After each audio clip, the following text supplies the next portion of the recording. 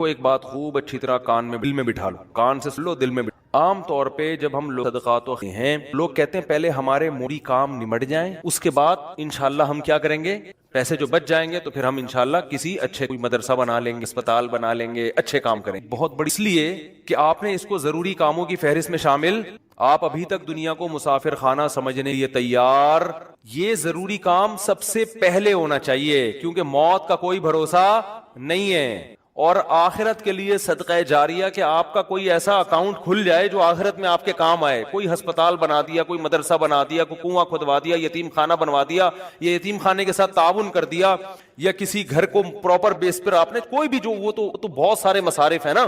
تو میں نے لاکھوں پتی لوگوں کو بھی دیکھا ہے کہ بھائی اللہ نے آپ نے ولیمے پہ 6 لاکھ روپے اڑا دیے، اور یار 8-10 لاکھ کا کوئی ادارہ بنا دو، یا کسی مدرسے میں کوئی ڈسپینسری بنا دو، یا کوئی اچھی، فالتو نہ اڑاؤ جا کے کوئی بھی مانگ رہا ہے پکڑا دیے، یہ بھی بہت بڑی مصیبت ہے لوگوں کے ساتھ۔ اب جیسے وہ عرب کا جو شیخ ہے نا، جو اس بھکاری اس کے ماں باپ کو دعائیں دے رہا تھا اور یہ پیسے دے رہا تھا، تو میں اس عرب کے پاس ہوتا، میں کہتا آپ صدقہ کریں مگر ایسے ہی نہیں کسی کو پکڑانا شروع کر دیں، کیونکہ اس سے جو مستحق ہوتے ہیں ان کا حق مارا جاتا ہے۔ آپ یہ دیکھیں کہ یہ واقعی مستحق بھی ہے یا نہیں ہے، ورنہ وہ کوئی بھی دعائیں دے کے پیسے نکالنا شروع کرے گا، ٹھیک ہے اس کا جذبہ اچھا تھا، اللہ کرے اس کے ماں باپ کی مغفرت ہو گئی ہو، لیکن اصول جو شریعت نے بتایا ہے کہ پیسہ اللہ کی بہت بڑی نعمت ہے، اور نعمت کو ضائع کرنے کی اجازت نہیں ہے، بہت سوچ سمجھ کے آپ نے خرچ کرنا ہے کہ مخلوق کو فائدہ زیادہ سے زیادہ ہو۔ کم سے کم انویسٹمنٹ میں زیادہ سے زیادہ فائدہ کیسے ہو سکتا ہے، پھر اس میں زیادہ انویسٹمنٹ کرو۔ جیسے دنیا کے بزنس کا اصول ہے نا کہ انویسٹمنٹ کوشش ہو کم سے کم اور پروفٹ زیادہ سے زیادہ، ایسا تھوڑی کہ کوئی بھی کاروبار کے لیے 1 کروڑ مانگ رہا ہے، آپ نے کہا پکڑا دیا، چل دیکھا جائے گا کتنا پروفٹ آ رہا ہے۔ تو بھائی جو دنیا کی تجارت کا اصول ہے وہی اصول آخرت کا۔ تو آخرت کا اصول یہ ہے کہ جو 2 چیزیں اس میں فوکس کرنی ہے، انسانیت کی خدمت زیادہ سے زیادہ کس کام میں۔ بعض کام ایسے انسانیت کی خدمت بہت ہے مگر ان کے اثرات زیادہ عرصے نہیں رہتے، پھر بھی یہ کام کرنا ہے، کیونکہ اس میں خدمت کیا ہے، جیسے بھوکے کو کھانا کھلانا۔ اب ایک آدمی کے پاس کھانے کے پیسے نہیں، علاج کے پیسے نہیں، وہ تو مر جائے گا بیچارہ، بھوک کی تکلیف کون برداشت کر سکتا ہے۔ تو بھوکے کو کھانا کھلانا یہ بظاہر صدقہ جاریہ تو نہیں ہے، کیونکہ یہ زیادہ ٹائم تک چلے گا نہیں نا، کھانا کھا لیا پیڑ بھر گیا بس ختم، لیکن یہ خدمت بہت بڑی ہے تو اس کو بھی فوکس کرنا ہے۔ اور بعض چیزیں ایسی ہوتی ہیں کہ جس میں فوری طور پر خدمت تو بہت نہیں ہو رہی ہوتی، لیکن اس کا اثر آپ کے مرنے کے بعد بھی قائم، جیسے کنواں بنا دیا آپ نے۔ اب کنواں ایسی چیز ہے جب تک کنواں رہے گا لوگ پانی پیئیں گے، آپ کو ثواب ملتا رہے گا۔ درخت لگا دیا مر گئے تو درخت سے کوئی بہت زیادہ، ایک درخت سے کیا فائدہ ہوگا بھائی، آپ نے ایک نیم کا درخت لگا، بہت تو کھائیں گے تھوڑی، نہیں بھی لگاتے تو کیا ہو جاتا۔ میں انسانیت کا فوری طور پہ کوئی بہت زیادہ فائدہ نہیں ہو رہا ایک درخت سے، لیکن اس کی اثرات بہت دیر تک قائم رہیں گے۔ یعنی آپ مر بھی گئے تو درخت کے نیچے بھی چھاؤں لے گا، درخت آکسیجن سے فائدہ پہنچائے گا، چرند پرند اس سے کھائیں گے۔ تو آپ صلی اللہ علیہ وسلم نے فرمایا، صحیح مسلم کی حدیث ہے، جس نے درخت لگا کے مر بھی گیا تو جب تک درخت رہے گا اس کو ثواب ملتا رہے گا۔ تو اس میں فائدہ تو کم ہے لیکن دیر پا ہے، مرنے کے بعد بھی یہ عمل چلتا رہے گا۔ تو ان 2 قسم کی چیزوں کو فوکس کرنا ہے، اور کچھ چیزیں ایسی جسمانی فائدے کے ساتھ دینی فائدہ، دینی مدارس کو سپورٹ کرنے کا فائدہ کیا ہوتا ہے، غریب طلبہ کو کھانا بھی ملتا ہے، علم بھی ملتا ہے، وہ عالم بن کے دنیا میں کام کرتے ہیں۔ تو صدقہ جاریہ بھی مرنے کے بعد وہ علماء جو کام کریں گے، پھر آگے ان سے جو ہدایت پھیلے گی، پھر وہ لوگ آگے جو تبلیغ کریں گے، تو جب تک اسلام باقی رہے گا آپ کو ثواب ملتا رہے گا۔ لیکن اب یہ بھی نہیں کہ کسی بھی مدرسے میں اٹھا کے دے دو، سوچ سمجھ کے کون کام کر رہے ہیں، کون ویژنری لوگ ہیں، کون، بہت اس میں پھینکنا نہیں ہے میرے بھائی، جیسے دنیا کی تجارت میں پیسہ پھینکا نہیں جاتا، بہت سوچ سمجھ کے۔ کوئی بھی آپ کے پاس آئے بولے 1 لاکھ روپے دو، میں پیسے کما کے آپ کو ہر مہینے 6,000 روپے دیا کروں گا، آپ پکڑا دو گے؟ ہیں انکوائری کرو، 1 لاکھ کہاں، 1 لاکھ پہ آپ مجھے وہ بتائے گا، پھر جب آپ کو دکان دکھائے گا تو آپ کہو گے 1 لاکھ پہ آپ 6,000 کما سکتے ہیں؟ کیا خیال ہے بھائی؟ میرے والد صاحب نے کہا تھا جو بھی آئے نا پیسے مانگنے اور کہے کہ اتنا پروفٹ ہے، آدھا تو دوں گا آدھا رکھوں گا، اس سے پہلے پوچھے تمہارے پاس کتنے پیسے، وہ بتائے اتنے، تو پورے اپنے کیوں نہیں لگا لے، میں پورا پروفٹ خود رکھوں؟ کیا خیال؟ ہاں وہ غریب آدمی ہو تو ایک الگ بات ہے، اور اللہ کا شکر ہے مجھے اس کا فائدہ ہوا، ایک دفعہ ہوا، دوسری دفعہ والد صاحب کی نصیحت پہ عمل نہیں کیا تو سارے پیسے ہی الحمدللہ ساری ڈوب۔ ایک دفعہ فائدہ بھی ہوا، ایک صاحب جو ایک بڑے پوش ایریا میں رہتے تھے، ایریا کا نام لوں گا، قصہ پرانا ہو گیا، پھر بھی احتیاط یہ مالدار علاقے کے، مجھے کہنے لگے کہ کاروبار کرنا چاہتا ہوں۔ اچھا اس ایسے ایریا میں رہتے تھے، مجھے پتا تھا اتنے پیسے تو ان کے پاس ہوں گے ورنہ اس ایریا میں رہ نہیں سکتے۔ اب ایک آدمی ڈیفینس، ایک مثال دے رہا ہوں ڈیفینس کی، ڈیفینس میں رہتا ہو اور کہ میری تنخواہ 10,000 روپے، تو آپ کو 10,000 والا ڈیفینس میں نہ کرائے پہ رہ سکتا ہے، اور اپنا گھر ہو تو سوال ہی پیدا نہیں ہوتا، یہ کروڑوں کا تو نے گھر کیسے خرید لیا 3 کروڑ کا ہے بھائی، ہو سکتا ہے 4 کروڑ ایجنٹ والے مجھے یہ بیان میں گئے. تو میں مثال دے رہا ہوں، یہ اب ہر بیان کو نا لوگ بڑے سینسیٹیو بن کے لے رہے ہوتے ہیں، کیا آپ نے ڈیفینس، تو اب کیونکہ شہرت ہو گئی ہے نا تو ہر چیز بہت زیادہ لوگ سیریس ہو رہے ہیں. 25 کروڑ 25، اب اس سے پھر لوگ پریشان ہوں گے، یار ہم لے رہے تھے آپ نے قیمت بڑھا دی. تو بھائی یہ محض ایک مثال ہے، مجھے نہیں پتا ڈیفینس میں قیمتیں کیا چل رہی، تو کچھ بھی لگا لو. تو آپ نے کیا کیا، بات کیا چل، ہاں بندہ میرے پاس آیا، رہتا پوش ایریا میں، مالدار علاقے میں، کہنے لگا آپ مجھے بیچوں گا، آدھا پروفٹ آپ کا، آدھا یاد آ گئی انویسٹمنٹ آپ پورے پیسوں پورا پروفٹ مجھے آدھا کیوں دے رہے ہو، انویسٹمنٹ جو مجھ سے کروا رہا ہے اور آدھا پروفٹ دے رہا ہے، اس کا مطلب وہ رسک لینے کے لیے تیار نہیں ہے، بولے ڈوبیں تو اس کے ڈوبیں، اس کا مطلب آپ کو خود پتا ہے کہ یقینی پروفٹ نہیں ہے. تو کسی کو پیسے دینے سے پہلے جیسے انکوائری کرتے ہو نا، صدقہ خیرات سے پہلے بھی انکوائری کیا کرو، کیونکہ آپ کے پاس لامحدود رقم نہیں ہے. غیر مستحق کو دینے کا سب سے بڑا نقصان یہ کہ مستحق لوگ رہ جاتے ہیں. لوگ کہتے ہیں کسی غیر مستحق کو چلا گیا تو کیا ہے، او بھائی پھر اتنے پھر مستحقین رہ جائیں گے اس سے، اور ثواب کمانا ہے نا تو ثواب تو جب ہی ملے گا جب آپ کا پیسہ صحیح جگہ پہ جائے گا. جو غیر مستحق ہو اس کو ہدیہ دے دیا کرو بھائی دوستی یاری میں، کہ چل یار گفٹ ہے. بات آ رہی ہے سمجھ میں؟ تو یہ میں اہم پوائنٹ کی بات بتا رہا ہوں کہ 2 جگہ خرچ کرنا ہے، ضرورت اور دوسرا جس کا اثر دیر پاؤ. صدقہ جاریہ بھی اچھی چیز ہے، اور انسانیت کی ضرورت پوری کرنا. آپ کہہ سکتے ہیں یار ایک بھوکے کو کھانا کھلا دیا، پیٹ بھر گیا تو وہ تو بس ایک ثواب مل گیا تو اب تو ختم نا، صدقہ جاریہ تو قیامت تک رہتا ہے. اس لیے بتا رہا ہوں کہ ہم بعض دفعہ لوگوں کو بتاتے ہیں کہ یار یہ غریب ہے، اس کو بیوہ ہے، اس کے گھر میں راشن ڈال، تو کہہ رہے نہیں ہم تو صدقہ جاریہ چاہتے ہیں. تو یاد رکھو صدقہ جاریہ کے اپنے فضائل ہیں کہ وہ چلتا رہے گا آپ کا، لیکن بھوکے کو کھانا کھلانے کے، اس کی ضرورت پوری کرنے کے اپنے، وہ ثواب تھوڑا ہے لیکن وزنی بہت ہے. وزنی کیسے؟ حدیث میں آتا ہے قیامت کے دن اللہ اعلان کریں گے، جب میدان حشر ہوگا نا، بہت سختی کا دن ہوگا، تو اللہ اعلان کریں گے کہاں ہیں وہ لوگ کہ جب میں بھوکا تھا تو انہوں نے مجھے کھانا کھلایا، میں پیاسا تھا تو انہوں نے مجھے پانی پلایا، آج ان بھوکوں کو میں کھلاؤں گا کیونکہ انہوں نے مجھے کھلایا تھا. جیسے ہوتا ہے نا آپ کو بھوک لگ رہی، کسی نے آپ کا اکرام کیا، تو اب آپ کو کہیں وہ بھوکا نظر آئے تو آپ سب سے پہلے اس کو کھلاؤ گے نا.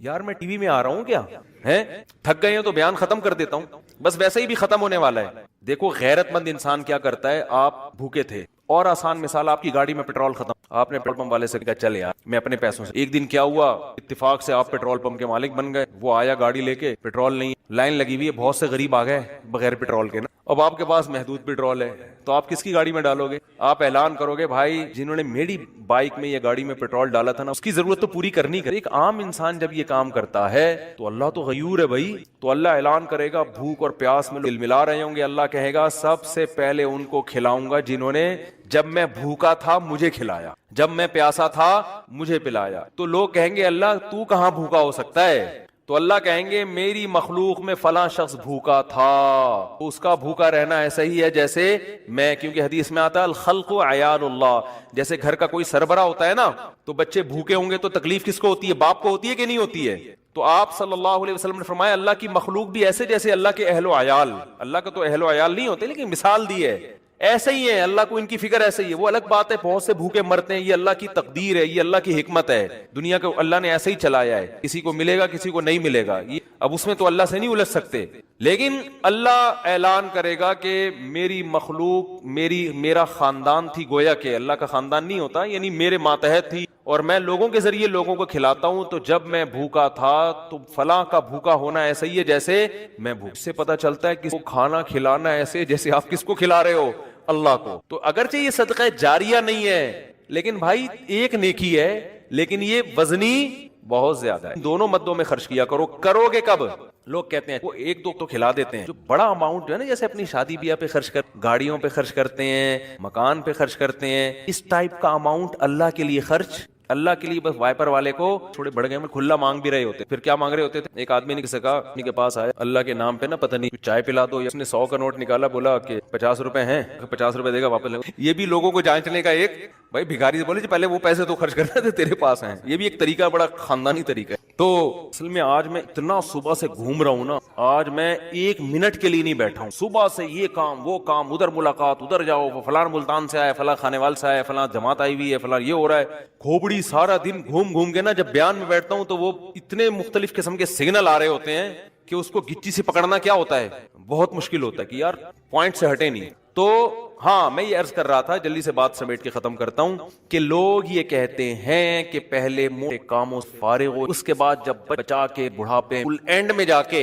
اتنے پیسے کسی مدرسے, صلی اللہ علیہ وسلم فرمایا انسان ساری حدیث کا مفہوم ہے مال جمع کر کل خرچ کر بڑھاپا آتا ہے فلاں کے لیے, اور یہ وقت کا اب تو وارثوں کا حق اس, اب تو وارث کہیں گے ابا ہمیں محروم کرنے کے لیے, اپنی تو ساری عیاشی ابا نے کر لی, اب جب ابا کا انا للہ ہونے والا ہے, دنیا سے جانے والے ہیں, اب بچوں کو نظریں ہوتی ہیں وہ دکانیں ابا میرے حصے میں آئیں گی, چلو ابا سے ایسی لالچ تو نہیں کرنی چاہیے, لیکن بہرحال پتہ ہے کہ یار چلو ابا نے بنائی اب ہمارے کام آئیں گی, اب ابا کیا کر رہے ہیں, فلاں دو دے دو, فلاں فیکٹری دے دو, یتیم خانے کو دے دو, تو اس میں نقصان کس کا ہو رہا ہے, کیونکہ اب تو ابا کو ضرورت نہیں, تو نہ کرنے سے یہ بھی پھر بھی بہتر ہے 1/3 کے اندر کہ بچوں کو نقصان نہ ہو. اگر بچوں کو نقصان ہو رہا ہے پھر تو یہ بالکل صحیح نہیں. حدیث میں آتا ہے کہ آخر عمر میں نا اس طرح سے صدقہ کر دینا کہ بچے محتاج بن جائیں, آپ صلی اللہ علیہ وسلم نے اس کی اجازت نہیں دی. لیکن اگر بچوں کے لیے اتنا چھوڑ کے جا رہے ہو آخر عمر میں کہ وہ اپنے پاؤں پہ اچھی طرح کھائیں گے پیئیں گے, تو پھر 1/3 آپ صدقہ بھی کر سکتے ہیں, جائز ہے اور اس کا بھی ثواب ملے گا. لیکن میرے بھائی یہ خاندانی صدقہ, اس لیے کہ آپ نے تو بھرپور عیاشی کر لی نا,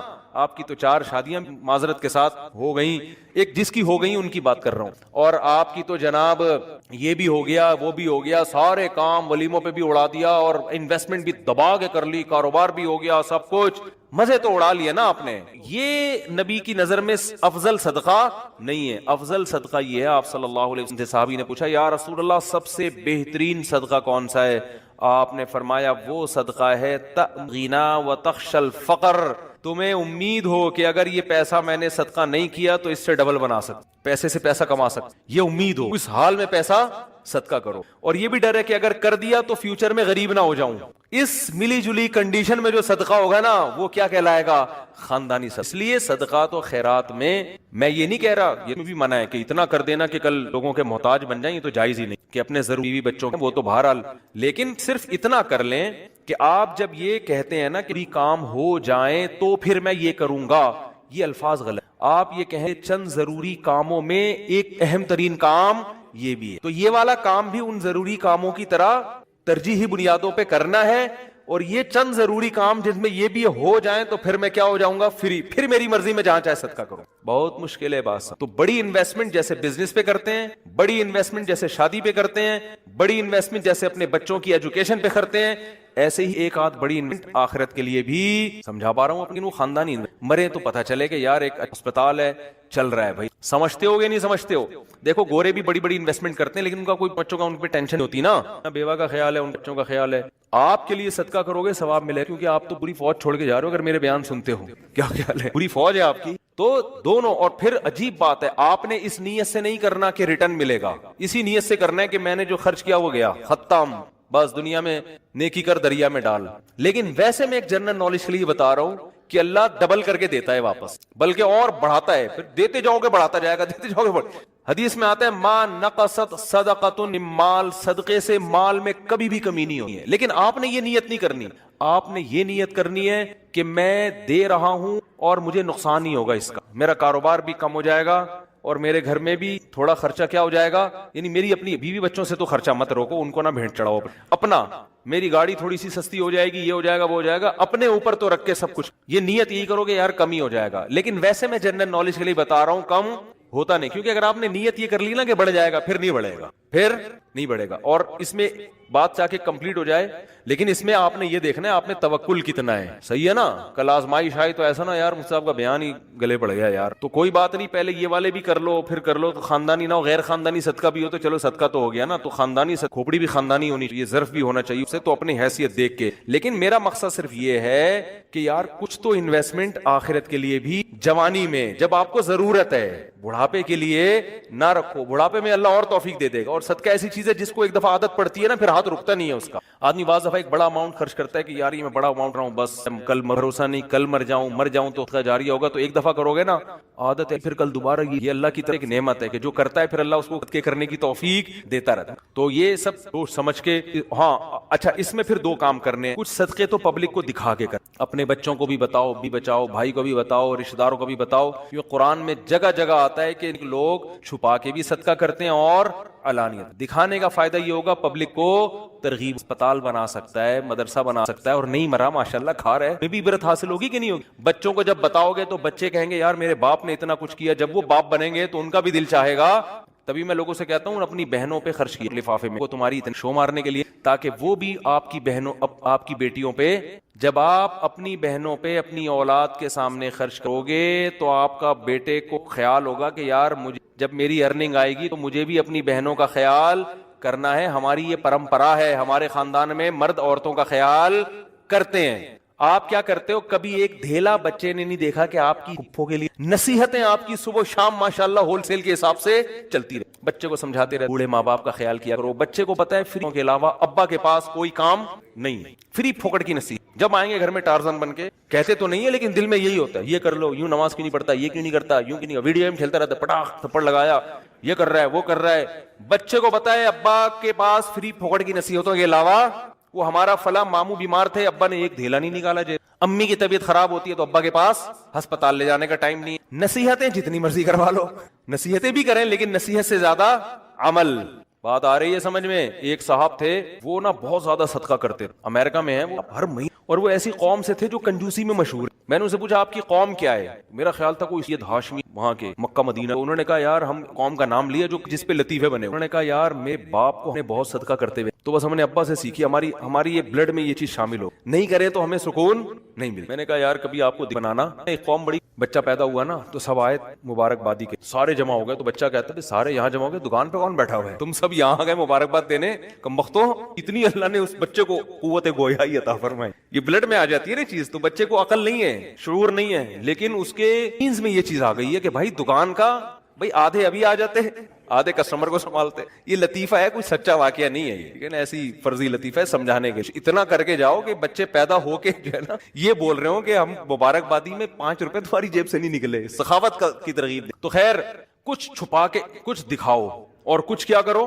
ایسا چھپاؤ کہ وہ اس میں آتا ہے دائیں سے دو بائیں کو پتہ نہیں, بھول جاؤ. نیکی کر کے دریا میں ڈالنا, جسے خود بھی بھول جاؤ کہ میں نے کوئی نیک کام, کوئی صدقہ کیا, کسی غریب کو کھلایا بھی ہے. جیسے عرب لوگ کرتے ہیں نا, آتے ہیں بیٹھ جائیں بھائی, بیان ختم ہو جائے. تو جیسے عربوں میں ہے نا کہ دائیں ہاتھ سے بعض فقیر کا سامنا بھی نہیں کرتے, کہیں یہ نہ دیکھ پھر یہ جب ملے گا تو ملے گا, یہ بھی نہ ہو. ایسا دو کہ کسی کو بھی پتہ نہ ہو, جس کو حدیث میں کہتے ہیں لا تعلم شمالہ ما تنفق یمینہ, دائیں ہاتھ جو خرچ کر رہا ہے بائیں کو بھی پتہ نہ چلے. اس سے پتہ چلتا ہے دیتے ہوئے کون سا ہاتھ استعمال کرنا چاہیے, دائیں. لیفٹ ہینڈ سے لین دین کرنا یہ شریعت میں پسندیدہ. میری تو عادت ہے, کوئی دکاندار بائیں ہاتھ سے پیسے پکڑاتا میں کے اندر اس کو ہاتھ چینج, مجبوری ہو تو ایک الگ بات ہے. آپ ڈرائیونگ کر رہے ہیں تو پھر اب یہ وہ جو ہے نا ایک ہاتھ سے گیئر پکڑا ہوا ہے, ہاتھ چھوڑ کھڈے میں گر گئی, تو مجبوری میں لیفٹ ہینڈ استعمال کیا جائے گا. مجبوری میں الٹے ہاتھ سے کھانے کی بھی اجازت مجبوری میں, لیکن نارملی ڈرائیونگ میں آپ الٹے ہاتھ سے, مجبوری ہوتی ہے بعض دفعہ, بعض لوگ رائٹ ہینڈ سے صحیح اسٹیئرنگ پہ قابو رکھتے. نارملی نہ دائیں بائیں سے لیفٹ ہینڈ سے کھانا چاہیے, نہ لین.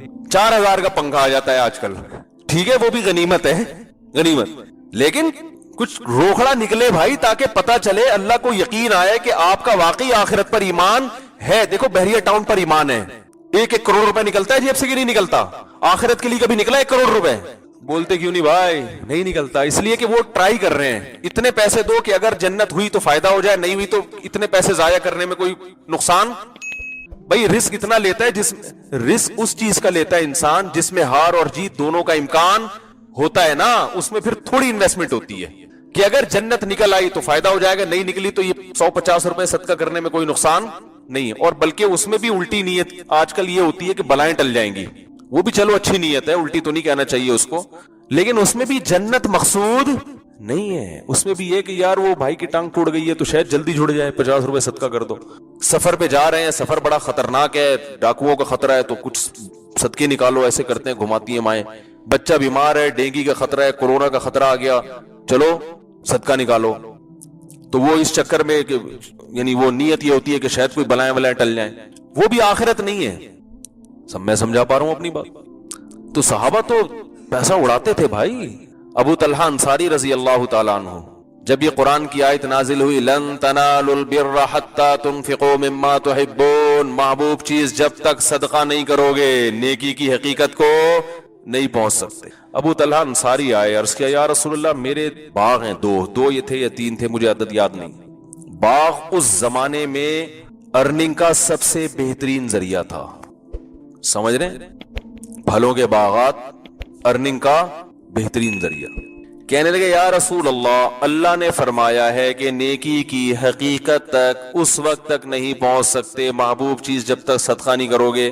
تو میں نے غور و فکر کیا مجھے سب سے زیادہ محبوب کیا ہے. تو مجھے پتا چلا میری جو ارننگ کا ذریعہ ہے نا، میرا باغ. وہ یہ ایسے جیسے آپ یہ آیت سن کے کہیں یار مجھے سب سے زیادہ کیا چیز محبوب ہے جس کو میں سب کچھ قربان کر دوں، وہ نہیں. تو آپ کو اپنی تارک روڈ کی 4 دکانیں یاد آئیں ایک دم. یار سب کچھ ہو سکتا ہے، یہ بھینسوں کا باڑا میں کسی کو نہیں دے سکتا، یہ تارک روڈ کی 4 دکانیں کسی کو نہیں دے سکتا، یہ ڈیفنس کی 3 دکانیں کسی کو نہیں دے سکتا. یہی ہوگا نا. اچھا مجھے ایک بات بتاؤ، بیوی بولے یا تو مجھے رکھو یہ تارک روڈ کی 4 دکانیں رکھو، فوراً سے پہلے بیگم کو چھوڑتا ہے؟ آج کا چھوڑے گا کہ نہیں چھوڑے گا؟ آج کے لوگوں کی بات. بیگم یہ دکانیں رہیں گی تو دوسری بھی آ جائے گی. اگر تم چلی گئی، یہ نہیں رہی نا، تو تم بھی تھوڑے دن میں بھاگ جاؤ گی. ابھی تو تم کہہ رہی ہو کہ ان میں سے ایک کو مجھ پہ رکھو. وہ ہے نا، ایک آدمی نے کہا نا، وہ غریب آدمی دکان پہ گیا گرل فرینڈ کو لے کے کہ اللہ کے نام پہ 2 دودھ پتی دے دو بھائی. تو اس نے کہا بھائی کمبخت، گرل فرینڈ اتنا غریب ہے تو گرل فرینڈ رکھی کیوں ہے؟ تو کہہ رہے رکھنے کے بعد غریب ہوا ہوں، جب رکھی تھی اس وقت نہیں تھا. تو گرل فرینڈ اتنا تھوڑی کھاتی ہے جتنا بیوی کھا جاتی ہے. بیوی تو جائیدادیں کھا جاتی ہے ماشاءاللہ، اور کھانا چاہیے، اس کا حق ہے. تو آپ کس کو ترجیح دو گے بھائی؟ بولو گے دکانیں. تو ابو طلحہ انصاری رضی اللہ تعالیٰ عنہ آئے، یا رسول اللہ مجھے سب سے محبوب چیز کیا ہے؟ میرے باغات. آپ نے فرمایا بخن بخن، واہ واہ واہ واہ. آپ بھی متاثر ہوئے. را کا مال رابح، فرمایا بڑا قیمتی مال ہے یہ تو بڑا قیمتی. یہ تمہارے دل میں خیال آ گیا، کیسی آیت پر عمل کیا. دیکھو دنیا کو دل سے نکال دیے. جب سفر ہے تو بھائی گزارا ہو رہا ہے نا کھانے پینے کا، صدقہ کرو اس کو. آپ صلی اللہ علیہ وسلم سے پوچھا کس کو دوں؟ نبی صلی اللہ علیہ وسلم بھی ہر ایک سے صدقہ قبول اتنی بڑی تعداد میں نہیں کرتے تھے. جس کو دیکھتے تھے ایمان مضبوط ہے نا، یہ گزارا چلا لیں گے. کل فاقہ آیا تو اللہ سے شکایت نہیں کریں گے اللہ میں نے تو سب کچھ صدقہ کر دیا، اب کھانے کو روٹی ہے نہیں، تو نے تو رزق کا وعدہ کیا ہے، تو ایک کے بدلے 10 دیتا ہے. پتا تھا سروائیو کر لیں گے. کل بھوک آئی، فاقہ آیا، اللہ سے شکایتیں نہیں کریں گے. کیونکہ بعض صحابہ آتے تھے کہ سارا مال لے لے، آپ نے منع کیا. نا سب نہیں. ہم لوگ آتے نا تو شاید 50-60 روپے سے زیادہ ہم سے وصول نہ کیے جاتے اس دور میں.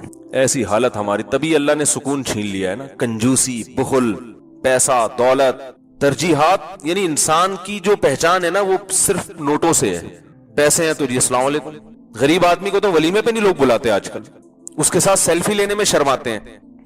تو نبی نے فرمایا تو بڑا قیمتی مال ہے. اس حدیث کا ایک ایک جز بڑا سبق آموز ہے.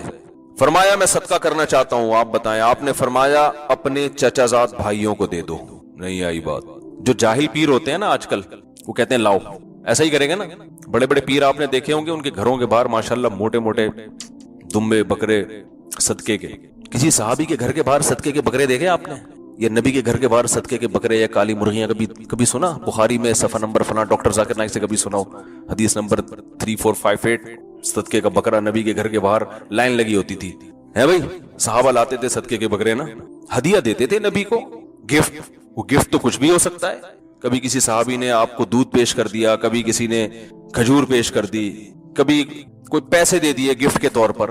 یہ بکرے کا پتہ نہیں کہاں سے کانسیپٹ آیا ہے اسلام میں. اسلام میں نہیں ہے، یہ ہمارا اپنا بنایا ہوا ہے. تو آپ نے فرمایا اپنے چچا زاد. کیوں؟ اس لیے کہ صدقے میں سب سے پہلا حق کس کا ہے؟ اسلام رشتہ داری کے معاملے میں بڑا سینسیٹیو ہے، یاد رکھو. آج کل یہ چیز بھی ہمارے معاشرے سے ختم. وہی پیسے کی وجہ سے نا. پیسہ آ گیا تو بھائی سے منہ موڑ لیا کہ پیسے نہ مانگ لے گئی مجھ سے. ایسے ہی چل رہا ہے نا مارکیٹ میں. اور یہ چھوٹا والا بھی اسی سے زیادہ دوستی کر گھسے گا وہیں جس کے پاس پیسے. اس کا بھی قصور ہے نا. میں تو یہاں تک دیکھ رہا ہوں کہ جو بیٹا پیسہ زیادہ کما رہا ہے، ابا کی آنکھوں کا تارا اور اماں کی آنکھوں کا تارا بھی وہی ہے، حالانکہ اس نے خدمت نہیں کی زیادہ. اتفاق سے اللہ نے پیسہ دے دیا. جو بیچارہ صبح شام خدمت میں آدھا ہو رہا ہے، نہ ابا کے دل میں اس سے محبت، نہ اماں کے دل میں. یہ عجیب سیٹنگ چل رہی ہے بھائی. یہ تو قسمت کا کھیل ہے. اس کے پاس زیادہ آ گیا، اس کے پاس کم آیا. ہے تو نیک وہ نا جو غریب ہے. نیک ویک نہیں، نیکی کہاں گئی؟ صحیح ہے نا. صرف ایک پیسہ ایسی چیز ہے جو وہاں نہیں گیا، وہاں اس کو کہیں نہیں بھیجتے. تو ابو طلحہ انصاری کا کتنا بڑا دل. باغ اپنے کیا کر دی؟ ابن الاعمام، اپنے چچا کے. وہ غریب ہوں گے، نبی نے حکم دیا اپنے. یہ آپ نے رشتہ داری سکھائی ہے صحابہ کو. آج کسی میں دم ہے کہ اپنے سگے بھائی، چچا زاد بھائی تو پھر بھی دور ہو جاتا ہے، اپنے سگے بھائی کو کچھ ایسا قیمتی گفٹ دے دے. کبھی دیکھا؟ گفٹ تو چلتے ہیں ہمارے معاشرے میں، لیکن ایسے لو ویلیو کے گفٹ چل رہے ہیں نا، اتنے تھکے ہوئے. دیکھو غریب آدمی کی طرف سے تو بیچارہ اس کے لیے تو تھوڑی چیز بھی بہت ہے. جن کو اللہ نے پیسہ دیا تو بھائی کبھی بڑی رقم بھی صدقہ کر دیا کرو. آپ کو شیطان فقر سے ڈرائے گا. الشیطان یعدکم الفقر. قرآن کہہ رہا ہے کہ جب تم صدقہ کرو گے شیطان تمہیں فقر سے ڈرائے گا. اس سے پتہ چلتا ہے صدقہ وہ ہوتا ہے جس میں فقر کا خوف بھی آ رہا ہو. ہمارے صدقوں سے یقین ہوتا ہے کہ کچھ بھی نہیں ہونے والا، اتنے تھوڑے سے پیسے صدقہ کر رہے ہوتے ہیں. تو اللہ فرماتے ہیں جب تم صدقہ کرو گے نا تو ظاہر ہے ایسی اماؤنٹ کہ شیطان تمہیں فقر سے ڈرائے گا. وَيَأْمُرُكُمْ بِالْفَحْشَاءِ وَاللَّهُ يَعِدُكُمْ مَغْفِرَةً مِّنْهُ وَفَضْلًا. اللہ اپنے فضل کا وعدہ کر رہا ہے کہ ریٹرن کرے گا، یہ لوٹائے گا. وقتی طور پر تو پریشانیاں آتی ہیں، لیکن سر اٹھا کے جیو گے، ساری زندگی کھاتے پیتے رہو گے انشاءاللہ. ابو طلحہ انصاری کو اللہ نے بعد میں بڑی دولت دی ہے. جتنے صحابہ صدقات و خیرات والے ہیں نا، کوئی بھی غربت کا شکار نہیں ہوئے. دولت دوڑ کر ان کے قدموں کی طرف آئی ہے. آج مسلمانوں میں بڑی کنجوسی پیدا ہو گئی ہے بھائی. بجائے کھلانے کے کھانا سیکھ لیا ہے. بہنوں کو کھلانا چاہیے، لیکن بجائے کھلانے کے بہنوں کی وراثت بولو نا، ہڑپ کیسے کھا جاؤں، بیوی کا مہر کیسے کھاؤں، بہن کی وراثت کیسے کھاؤں، اور بیگم اس چکر میں ہوتی ہے میاں کی جائیداد زندگی میں کیسے کھا جاؤں میں. بڑی محبت سے کہیں گی کہ آپ اگر یہ مکان میرے نام کرا دیں کتنا اچھا ہوگا. آپ کہتے ہیں بیگم میں نے اپنے پیسوں سے خریدا، تمہارے نام کیوں کرائیں؟ تو کیا مجھ پہ ٹرسٹ نہیں ہے؟ کیا میں لے کے بھاگ جاؤں گی؟ کیا اللہ نے کرے مجھے چھوڑنے کا ارادہ ہے؟ آدمی ایسے تانے سن کے کہتے ہیں نہیں بھائی، نہ تو چھوڑنے کا ارادہ ہے، نہ تم پہ ایسا میں کہہ سکتا ہوں کہ تم پہ ٹرسٹ نہیں ہے. کوئی ایسی بات نہیں ہے بیگم. تو پھر کیوں، پھر آخر کیوں؟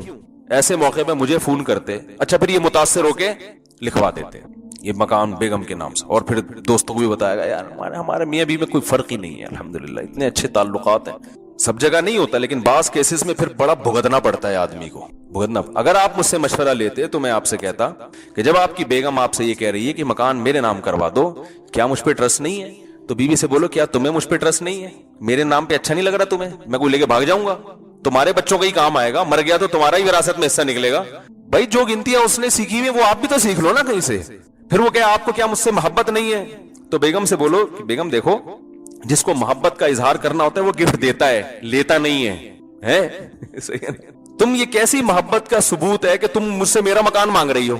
محبت کے ثبوت دیکھو. آپ مجھ سے ملیں، مفتی صاحب آپ ہمیں بہت اچھے لگتے ہیں، مفتی صاحب بڑے آپ سے عقیدت ہے، بڑا اچھا بیان، آپ کا مزہ آتا ہے، آپ اپنا موبائل مجھے گفٹ دے دیں.